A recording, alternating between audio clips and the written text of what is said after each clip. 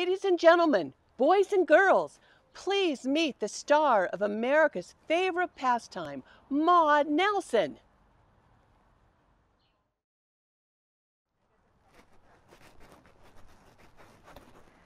The rules of baseball were set in place in 1845, 36 years before I was born.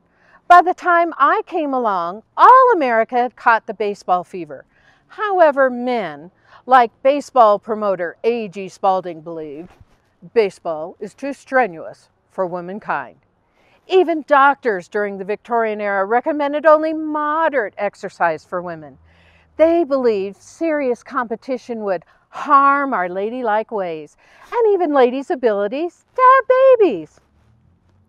As a young immigrant girl in Boston, I was mad for baseball. Sure, I liked playing baseball with my brothers, but I wanted something more, to play on a real team.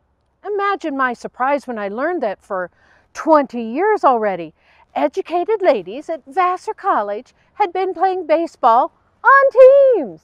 Now, playing baseball in a corset and long skirt weighing 30 pounds wasn't going to work.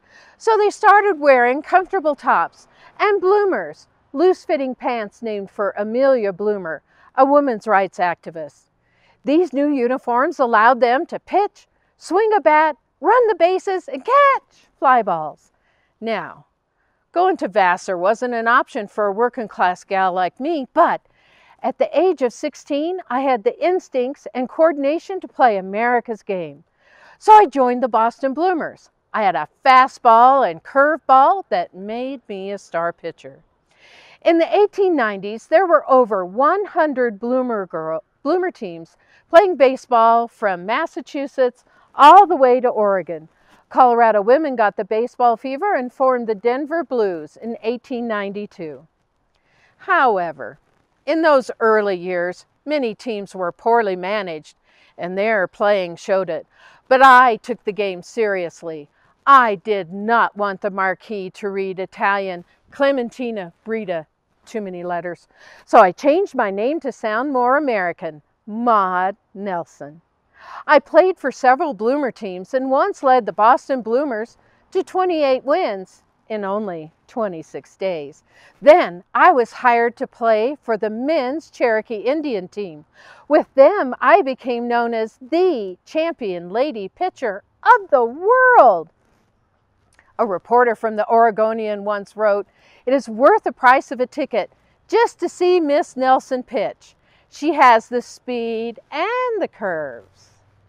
John Olson, the manager and owner of the Cherokee Indian team, became my mentor and my husband.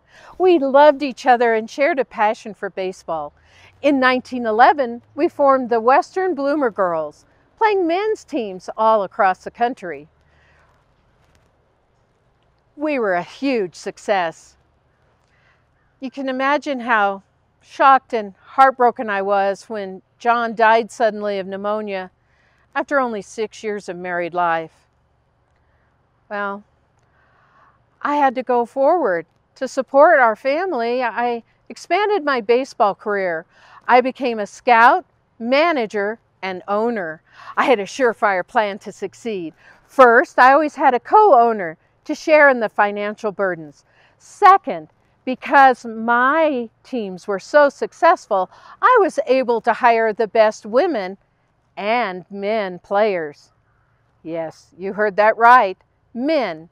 Many men played for Bloomer teams disguised as women. They were called toppers because they often wore wigs. Usually not a pretty sight. Was Betty a lady or a man? Fans loved the puzzle. The men would play pitcher, shortstop, center field, and 6 ladies would play the other positions. And I knew how to use those men in a successful batting lineup: 3rd, 6th, 9th. Third, John had taught me how to promote baseball.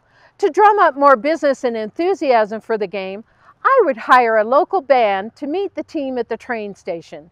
The band would play "Take Me Out to the Ball Game" while marching with the team up Main Street to the ball field. When the Great Depression made women's professional baseball unprofitable, I retired with my family to my home in Chicago, within walking distance of Wrigley Field.